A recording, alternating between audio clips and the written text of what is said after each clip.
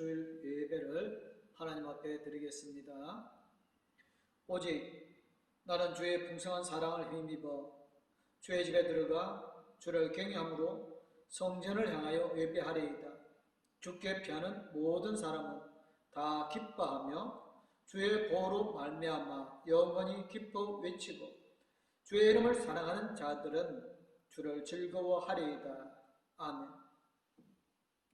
만복의 근원이 되시는 하나님, 광야의 백성들을 불기둥과 구름기둥으로 인도해 주신 것과 같이 우리를 지켜주시고 사랑하여 주시니 감사를 드립니다. 광야를 지날 때에 열림을 허락하셨듯이 험한 세월을 살아가는 저희들에게 주의를 주셔서 평안과 기쁨과 안식을 누리게 하시니 감사를 드립니다. 주님께서 부르셨기에 이곳에 올 수 있었으며 주님께서 허락하셨기에 이 거룩한 예배의 자리에 설 수 있게 되었나이다.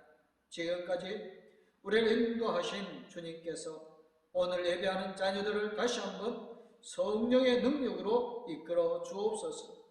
하나님이 기뻐하시는 신령한 예배를 드리게 하여 주옵소서. 예수님의 이름으로 기도드리옵나이다. 아멘.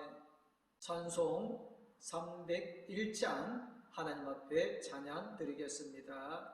지금까지 지내온 것 주의 크신 은혜라 한이 없는 주의 사랑 어찌 이루 말하랴. 자나깨나 주의 손이 항상 살펴주시고 모든 일 주 안에서 형통하게 하시네. 몸도 맘도 연약하나 새 힘 받아 살았네. 물 붓듯이 부으시는 주의 은혜 족하다.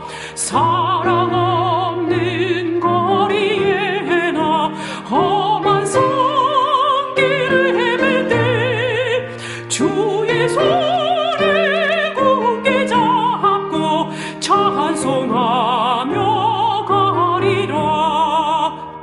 주님 다시 배울 날이 날로 다가와 무거운 짐 주께 맡겨 벗을 날도 멀잖네.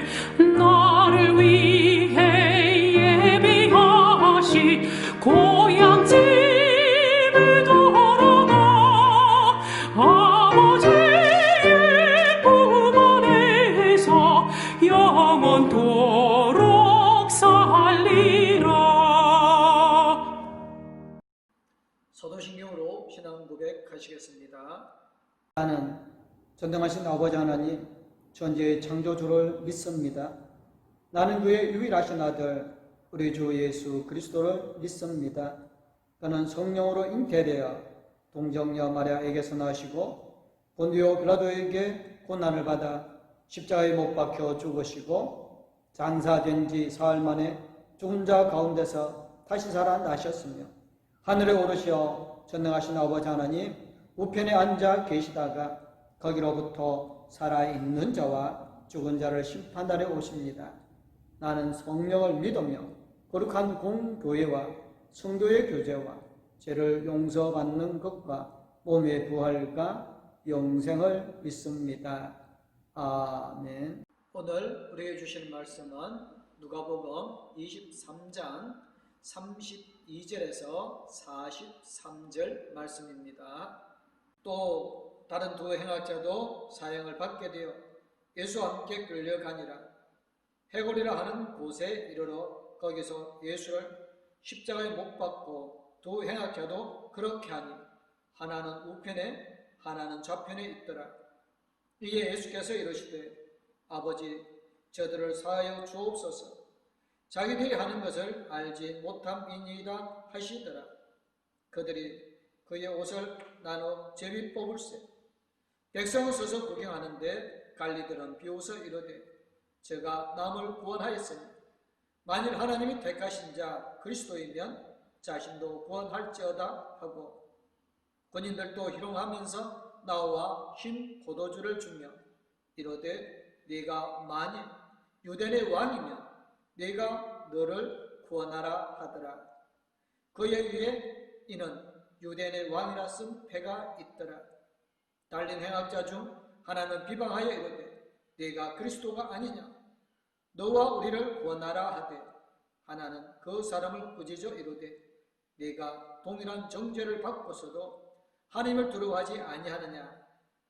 우리는 우리가 행한 일에 상당한 보응을 받는 것이니 이에 당연하거니와 이 사람이 행한 것은 옳지 않은 것이 없느니라 하고 이르되 예수여 당신의 나라에 임하실 때에 나를 기억하소서 하니 예수께서 이르시되 내가 진실로 네게 이르노니 오늘 네가 나와 함께 낙원에 있으리라 하시니라.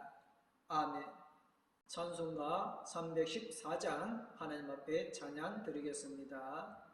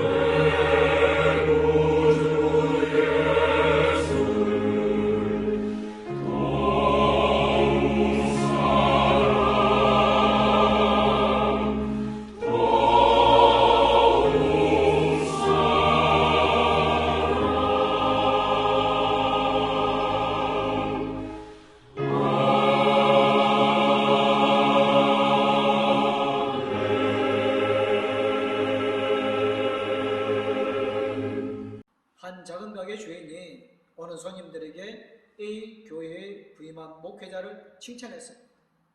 목사님이 설교를 참 잘하십니다. 그러자 한 손님이 물었습니다.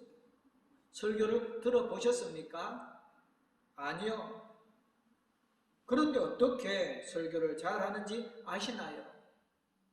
주인은 이렇게 대답했습니다. 목사님이 새로 오신 후부터 그 교회에 다니는 사람들이 외상값을 잘 갚습니다. 이런 이야기도 있습니다. 빵가게를 운영하는 집사님이 있었습니다.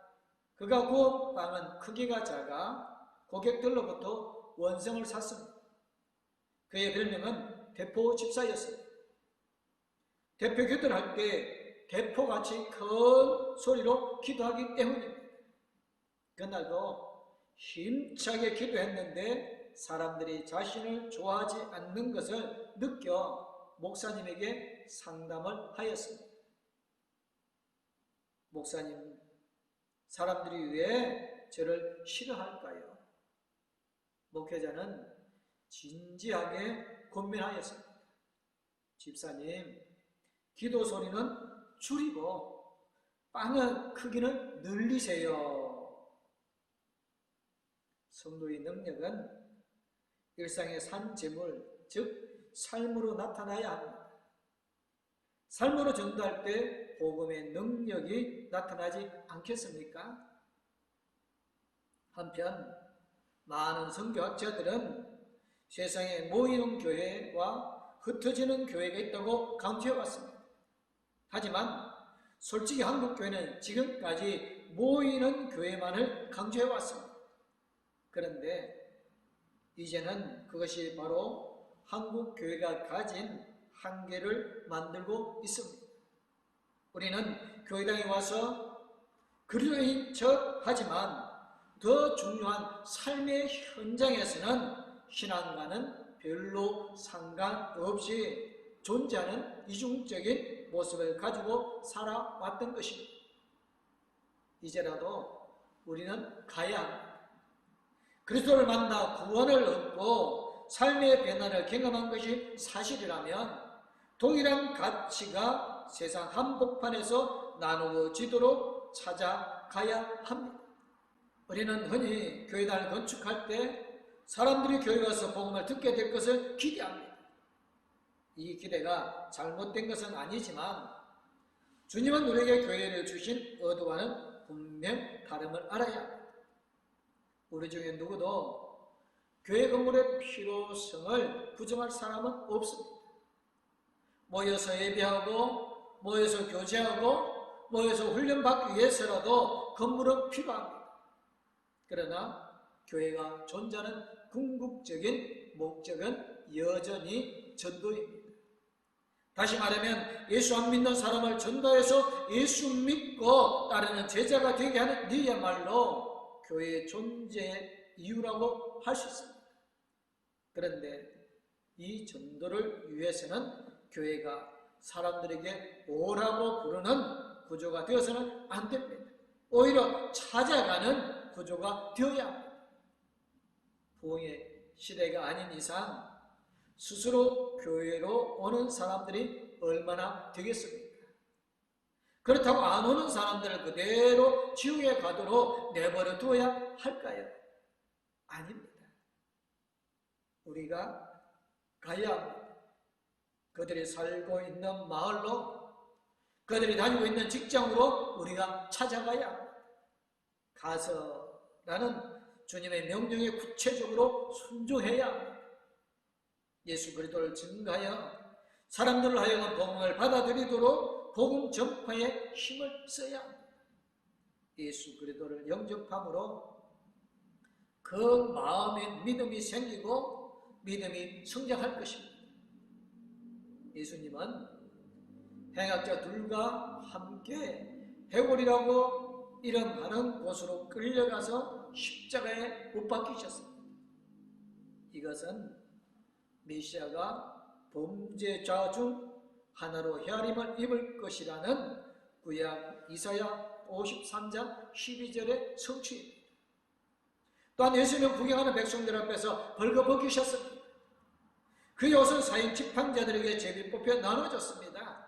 이 같은 수모 역시 시편 22편 18절의 예언의 정확한 성취였습니다.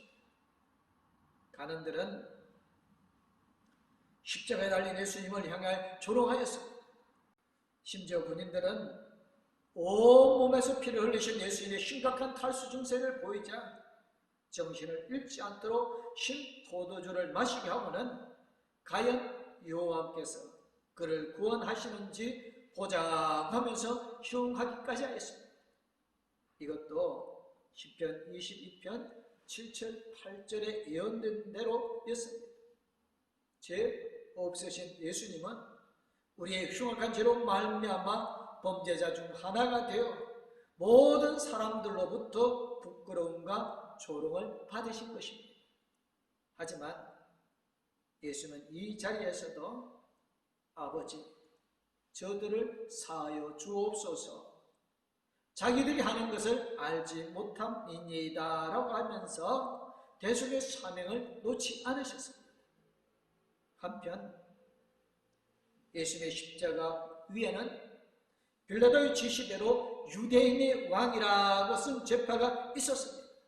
예수님은 참으로 왕으로서의 죽음을 맞이하셨습니다.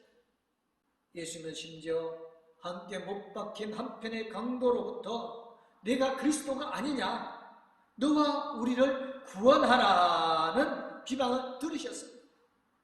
그러자 다른 한 강도는 그 사람을 꾸짖었습니다.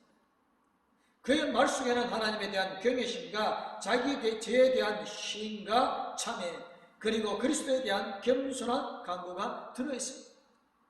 사실 이 강도도 처음에는 다른 한편 강도와 함께 예수님을 모욕했었습니다.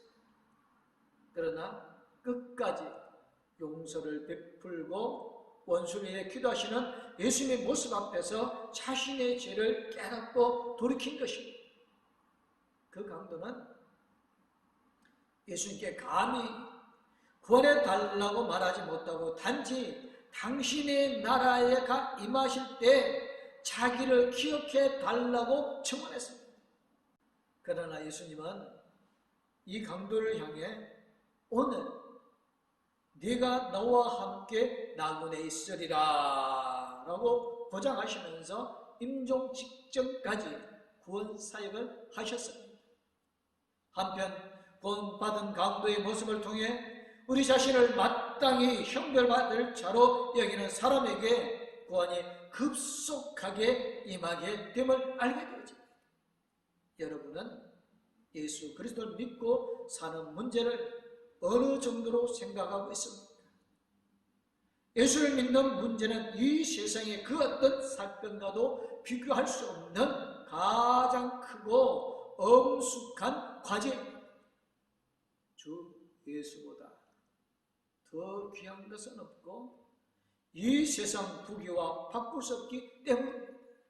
즉 믿음은 영원한 생명과 천국이기 때문입니다.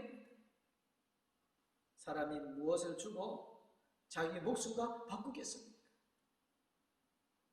이 문제는 세상만을 위한 문제가 아니라 영원한 생명을 위한 문제입니다. 이 세상에서 아무리 부귀와 명예와 권력을 소유하였을지라도 영생을 잃어버리면 모든 것이 아무런 유익이 없기 때문입니다. 15분이라는 연극이 있습니다. 극 중에 보면 어떤 유망한 청년이 30세의 대학원을 마치고 박사학위 논문을 제출해 놓고 그만 폐병으로 사형선고를 받게 되었습니다. 의사의 소견으로는 15분 산다는 것입니다. 즉 15분 후면 죽게 된다는 것입니다. 최후의 순간 병상에서 죽음을 기다리는 청년에게 억만장자의 삼촌으로부터 부고와 함께 재산을 상속하라는 편지가 도착했습니다. 그의 생명은 8분이 남았습니다. 그때에 박사학위 논문이 통과되었다는 통지문이 왔습니다. 5분을 남겨놓고는 애인의 괴로운 승낙 편지가 도착했습니다. 그러나 행복한 결혼 약속, 박사학위, 그리고 억만장자의 상속은 무슨 소용이 있습니까? 청년은 30세에 평생을 분투해도 얻기 힘든 것을 다 얻었지만 생명을 잃어버렸으므로 다 잃고 말았습니다. 이처럼 인생은 저마다 자기를 향해 달려오는 죽음을 회피할 수가 없습니다. 그러기에 성경은 우리에게 하나님을 만나기를 준비하라고 당부하고 있습니다. 야고보서 4장 14절에 이렇게 말씀합니다. 너희 생명이 무엇이냐? 잠시 보이다가 없어지는 안개니라고 말합니다. 인생은 저마다 죽음의 밤이 옵니다. 끝날 날이 옵니다. 장막집이 무너질 때가 옵니다. 사람이 죽는 것은 정해진 것이요 그 후에는 반드시 심판이 있습니다. 자신의 지내온 날 마음속 깊은 곳까지 살피시는 하나님 앞에 어렵다 할 자가 누구겠습니까? 세상에는 의인은 없습니다. 하나도 없습니다. 모두 죄인입니다. 그러면 죄는 어디서 옵니까? 죄를 지어서 죄인이 아닙니다. 재판을 받고 유죄 판결을 받아야 죄인이 됩니다. 하나님 앞에서도 누가 죄인입니까? 하나님의 심판을 받으면 그 어떤 사람도 죄인 아닌 자가 없습니다. 그러면 어떤 사람이 멸망을 받지 않고 구원을 받습니까? 요한복음 3장 16절은 독생자를 믿는 자마다 멸망치 않고 영생을 얻는다고 하였습니다. 17절에서는 예수로 말미암아 심판받지 않고 구원을 받게 하려 하심이라고 하셨습니다. 그렇습니다. 예수를 믿으면 멸망받지 않고 영생을 얻는 것입니다. 그러면 천국은 누가 들어갑니까? 죄 없는 사람입니까? 아닙니다. 온갖 죄인들, 세리, 창녀, 살인강도, 그 외에 흉악한 죄인들도 천국에 들어갔습니다.